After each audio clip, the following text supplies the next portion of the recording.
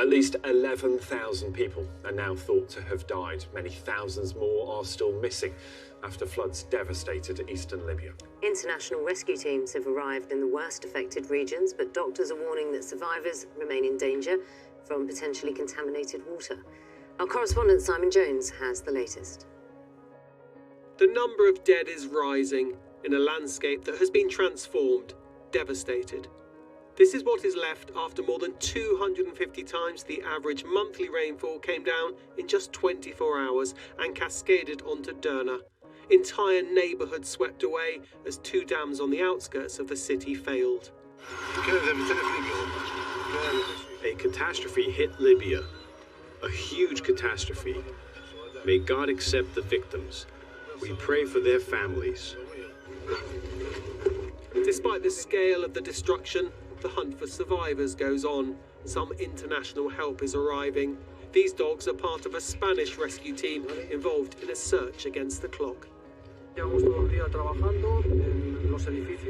We've been working all day on the buildings that have been completely destroyed by the dams bursting. The scale of destruction in the city is devastating, with a huge number of buildings damaged and victims missing. That's why we are working as hard as we can. People survey the little that's left with a sense of disbelief and with questions. Why weren't residents warned the storm was coming and given time to escape? Why weren't the dams maintained to a higher standard? On the water's edge, the grim task of looking for the bodies that were swept away into the sea. It may be some time before the true extent of the tragedy is known. The UN is talking of a calamity of epic proportions. This incident is something that we never seen in Libya before. Unfortunately, it claimed thousands of lives, and still there's other thousands that are missing. All efforts are put now for rescue teams to try to be able to manage this disaster. But it's really challenging. A challenge made even harder in a country that's governed by two rival groups. Libya's internationally recognised regime has launched an investigation, promising anyone whose actions or failure to act played a part in the dams collapsing will be held accountable. But few here have confidence in the ability of those in power to respond adequately to the sheer scale of what's happened in a country ravaged by years of instability and chaos. Simon Jones, BBC News. Let's go to our correspondent Anna Foster, who's in the city of Benghazi this morning. Anna, good morning to you. It's just getting the aid to the right places, isn't it?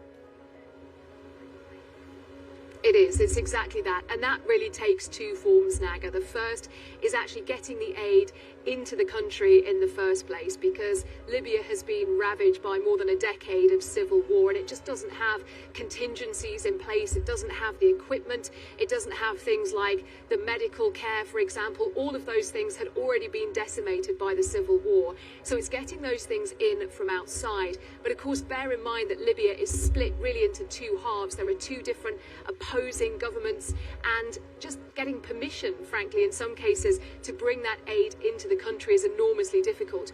And then when it gets here, it's moving it from Benghazi to Derna. And again, that is environmental issues. The fact that the road in some places has been completely washed away, the fact that people face checkpoints and the risk of sporadic violence along the route as well. And then when they finally get to Derna, you saw there some of the images that are coming out that are just extraordinary. Words like wasteland are being used because parts of the land of the earth have just been carved away by the sheer force of this water.